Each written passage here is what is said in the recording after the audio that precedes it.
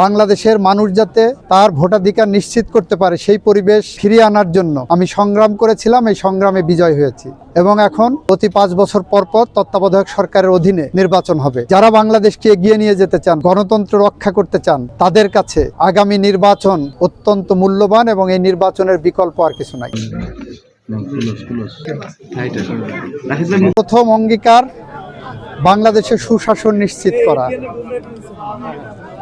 সুশাসনের সাথে সম্পৃক্ত যা কিছু আছে সেই পরিবেশ নিশ্চিত করা, শিক্ষার পরিবেশ নিশ্চিত করা, নারীদের অধিকার নিশ্চিত করা, দুর্নীতিমুক্ত সমাজ নিশ্চিত করা, এই সব কিছুর জন্য কাজ করব।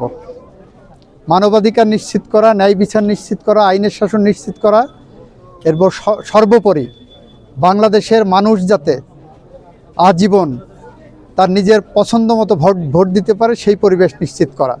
ইতিমধ্যেই আপনারা দেখেছেন সংবিধানের ত্রয়োদশ সংশোধনের রায়ের রিভিউ করে বাংলাদেশের মানুষ যাতে তার ভোটাধিকার নিশ্চিত করতে পারে সেই পরিবেশ ফিরিয়ে আনার জন্য আমি সংগ্রাম করেছিলাম, এই সংগ্রামে বিজয় হয়েছি এবং এখন প্রতি 5 বছর পর পর তত্ত্বাবধায়ক সরকারের অধীনে নির্বাচন হবে।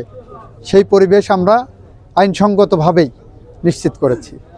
সুতরাং আমার অঙ্গীকার খুবই সুস্পষ্ট, স্পষ্ট বার্তা নিয়ে এসেছি যে আমরা বিএনপির পক্ষ থেকে দুর্নীতির বিরুদ্ধে, সুশাসনের পক্ষে, ন্যায় বিচারের পক্ষে, আইনের শাসনের পক্ষে, গণতন্ত্রের পক্ষে, মানবাধিকারের পক্ষে এবং বাংলাদেশের স্বাধীনতা সার্বভৌমত্বের পক্ষে আমরা নিরন্তর সংগ্রাম করেছি, করছি এবং করব।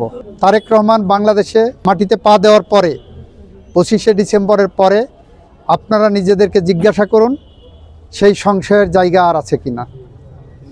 এবং যারা বাংলাদেশকে ভালোবাসেন, যারা বাংলাদেশকে এগিয়ে নিয়ে যেতে চান, বাংলাদেশের স্বাধীনতা সার্বভৌমত্ব রক্ষা করতে চান, গণতন্ত্র রক্ষা করতে চান, তাদের কাছে আগামী নির্বাচন অত্যন্ত মূল্যবান এবং এই নির্বাচনের বিকল্প আর কিছু নাই।